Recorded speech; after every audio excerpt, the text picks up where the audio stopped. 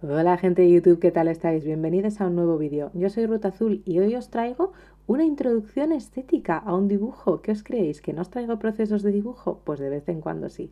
Hoy os traigo un proceso de esta pequeña acuarela que hice como fanart para la serie Our Flag Means Death. Ya os hablaré un poquito más en el vídeo de ella y del dibujo en sí. Espero que disfrutéis mucho del vídeo y nada, vamos con ello.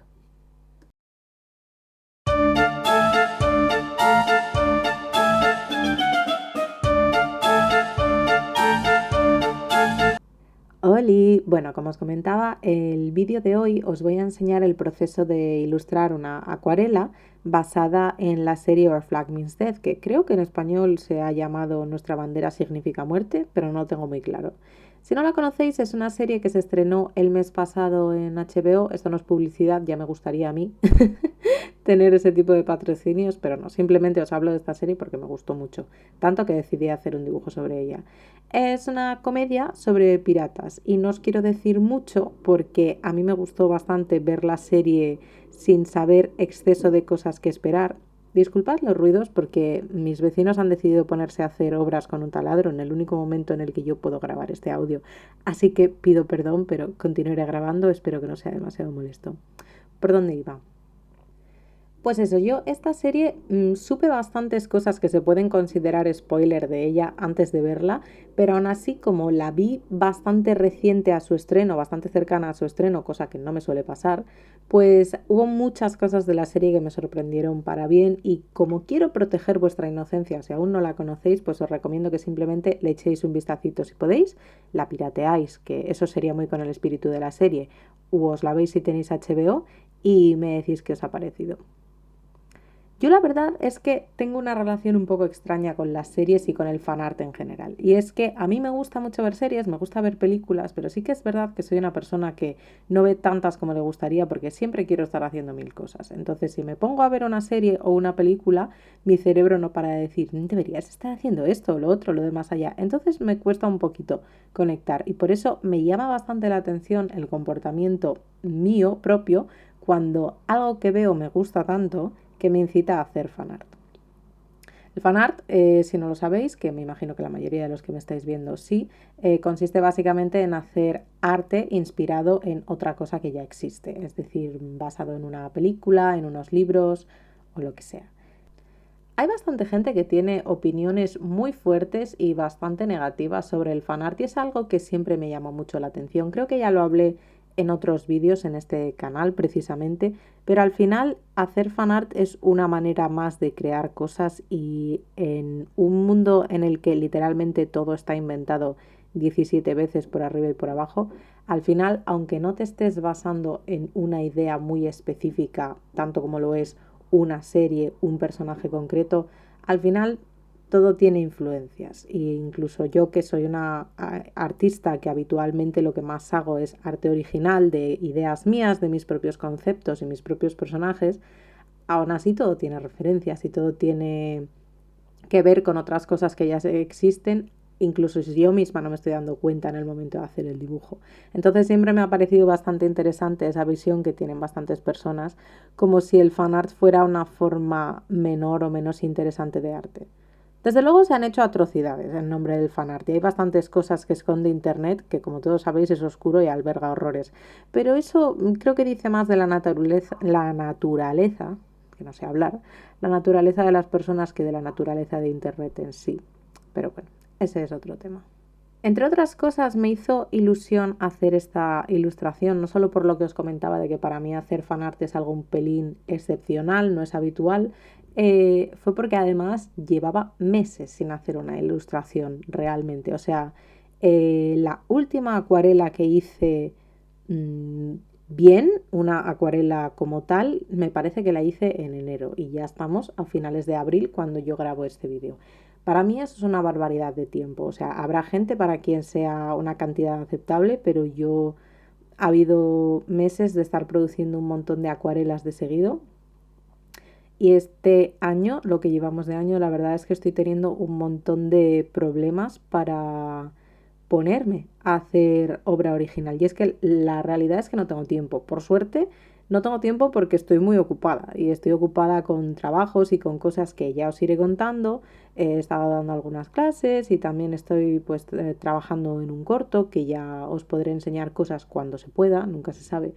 Entonces, por una parte es muy positivo porque estoy doña ocupada, pero por otra parte sí que es verdad que no estoy teniendo esa capacidad de conciliar lo que me gusta de hacer una acuarela bien pensada, ponerme a ello y currármela realmente. Y es que de hecho ha sido tal que no solo es que no me haya puesto a hacer acuarelas curradas, sino que como mucho estuve haciendo dibujos sueltos en el sketchbook, que está bien, y también me prestó y me ayudó bastante a conseguir una relación un poquito menos exigente con los dibujos que tengo que hacer, porque hubo un par de meses que no dibujé absolutamente nada que no fuera de trabajo. Y eso te acaba quemando porque piensas que es lo único para lo que debes hacer arte cuando a priori es algo que te gusta.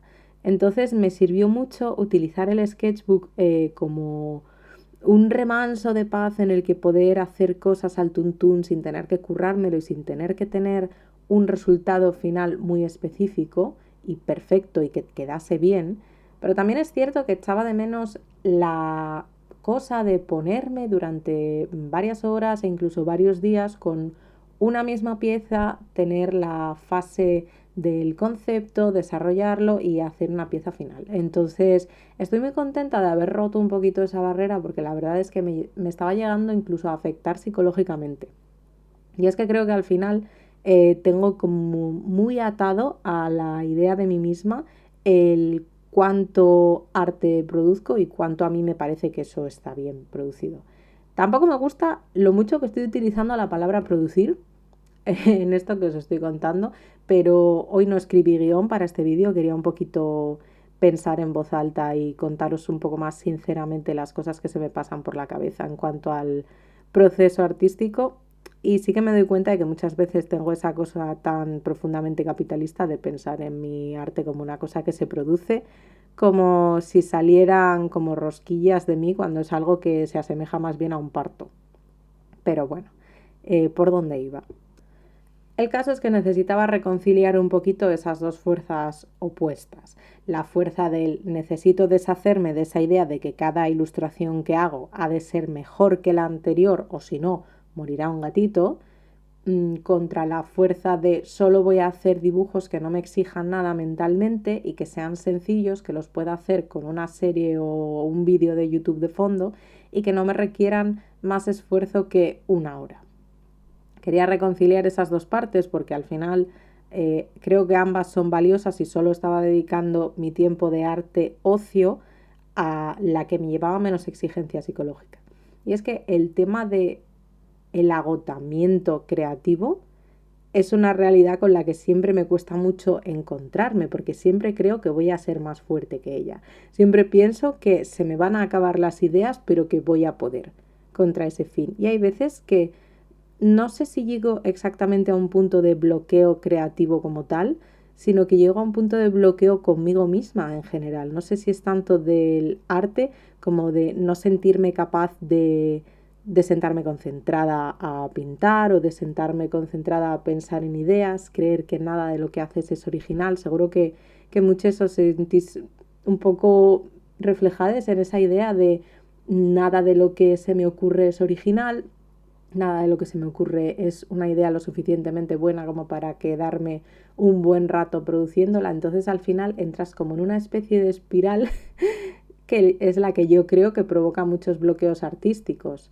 Me pasa un montón que recibo comentarios aquí en YouTube y también en TikTok de gente que me dice que tiene tanto bloqueo artístico desde hace meses y que no dibujan nada. Y empatizo un montón con eso. Mi manera de enfrentarme al bloqueo artístico siempre ha sido obligarme a dibujar y asumir que voy a hacer cosas que me parezcan una auténtica pifia durante días hasta que al final consiga reencajar con el proceso artístico. Y es algo que recomiendo, pero también es verdad que es bastante bestia porque no todo el mundo está dispuesto perdón por los ruidos de la calle. No todo el mundo está dispuesto a hacer cosas feas, no todo el mundo está dispuesto a hacer cosas que no le gusten, porque es bastante desmoralizante. Y sobre todo cuando haces arte por hobby, me imagino que al final no solo quieres disfrutar del proceso, también quieres presumir de las cosas, igual que los que lo hacemos profesionalmente. No lo sé, me parece bastante curioso el tema del bloqueo artístico porque creo que mucha gente también se queda anclada en la idea de tener el bloqueo y entonces asumen que como están bloqueadas no pueden hacer nada más. Y yo creo que sí que hay métodos para salir de él. Si veis que os parece interesante este tema, os puedo preparar un vídeo con consejos para salir del bloqueo artístico, pero este no es ese vídeo, este es un vídeo en el que yo pienso en voz alta y os cuento mis ideas. Como hacía tantos meses que no hacía una acuarela al nivel currada como esta, yo creo que la última que se le compara el nivel de trabajo y de tipo de detalle y tipo de ilustración fue una de las últimas que hice en diciembre. Había perdido un poco el flow y el ritmo de cómo planteo yo estas ilustraciones. Y es que mi manera de hacer acuarela es un tanto metódica. Creo que ya lo he dicho varias veces en otros vídeos, pero me hace bastante gracia porque se supone que la acuarela es una técnica muy libre y muy relajante y en la que dejas fluir el material. Y de hecho, en las ocasiones en las que yo fui profe de pintura y me tocaba explicar la técnica de acuarela, eso es lo que yo le vendía a la gente.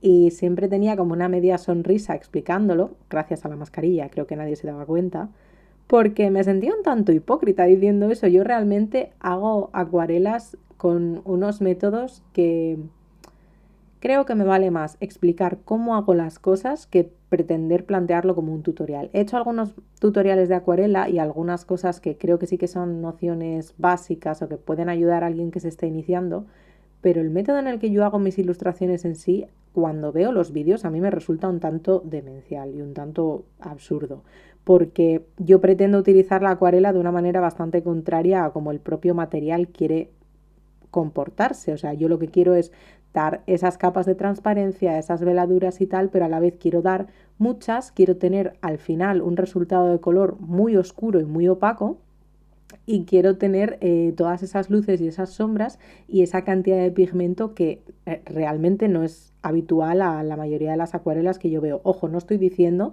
que yo haga una cosa increíblemente original que nadie más hace, no me refiero a eso, pero sí que es verdad que yo utilizo las acuarelas de una manera un tanto menos tradicional, por así decirlo. Y siempre me hace mucha gracia de un tiempo a esta parte cuando estoy haciendo una acuarela así, porque me paro a pensar en una pregunta que me hicieron ya unas cuantas veces siendo profe, que me llama muchísimo la atención porque me la han preguntado personas separadas. O sea, no es que se pusieran de acuerdo en una misma clase y surgiera una duda, sino que varias personas en distintas ocasiones me preguntaron lo mismo. Y era con respecto a la acuarela en concreto y también respecto al acrílico, me preguntaban cuántas capas se tenían que dar en una pintura. O sea, por ejemplo, si tú tienes que hacer una acuarela, si vas a hacer una acuarela, ¿cuántas capas se tienen que dar? Y me decían que son 3, 4. Y me llama poderosamente la atención esa pregunta porque yo no visualizo la acuarela así. La visualizo, sí que la visualizo por fases y sí que te las puedo contabilizar más. Y de hecho, ahora os las enumero, las que yo considero de mis propios dibujos. Pero el tema de las capas me fascina porque yo debo de dar 20 o 30 capas de acuarela, no sé, no las cuento. Es que realmente es algo que me llama la atención y no sé si vosotros también tenéis esa duda, se os planteó alguna vez. Es que me resulta curioso porque eso no me parece una manera incorrecta de pensar en cómo funciona la técnica, pero me llama bastante la atención porque era algo que yo nunca me había planteado hasta que me habían hecho esa pregunta. Yo las fases que tengo de acuarela para mí siempre son la fase de boceto, que como ya sabéis siempre hago bocetos en mi cuaderno, después lo paso a limpio en un papel de folio de los de impresora normal y corriente, ahí es donde yo hago todo el dibujo sucio, donde borro, donde rasco, me equivoco, muevo cosas, incluso a veces hago una fase previa del boceto en digital para que sea mucho más fácil cambiar cosas de tamaño y moverlas por el lienzo, después imprimo y hago ese boceto en lápiz. Luego ese boceto en lápiz yo lo paso al papel de acuarela, que es lo que ya visteis en el principio de este vídeo, porque en este decidí no incluir el cómo calco, porque ya me habéis visto calcar mis dibujos muchas veces y tampoco es tan interesante. Y después de calcarlo es cuando empiezo con la acuarela y entonces voy dando esas primeras capas de tonalidad, que pues doy un color uniforme en toda la página en función un poco de la coloración final que busque. Y es que rara vez quiero tener el blanco total del papel como iluminación. Esa es una de las cosas que me dan a pensar que yo no utilizo la acuarela de la manera tan tradicional, porque técnicamente se supone que lo que es el blanco más blanco ha de ser el color del papel. Y yo no sé si es porque tengo gusto por ilustraciones más oscuras o qué, pero a la hora de la verdad siempre tengo ese borde blanco en la ilustración alrededor que deja la cinta y que no tiene nada que ver con los puntos más claros de la ilustración. O sea, no suelo dejar los blancos en las primeras capas. Después de esa primera capa tonal ya hago las capas que sean necesarias de sombreado, y ahí es donde decido pues dónde va a ser mi foco de luz y cómo voy a enfocar toda esa iluminación, y esto al final es lo que pues tiene más peso en la pieza.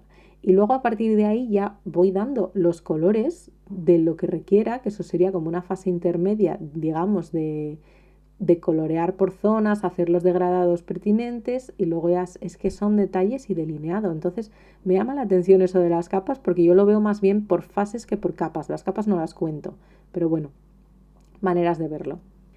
En esta ilustración en concreto, además, tenía bastante importancia cómo quería tratar el tema de la iluminación, porque básicamente el concepto para este fanart y el concepto un poco en el que se basan muchos de los fanarts que he visto era esa relación entre el kraken y el faro.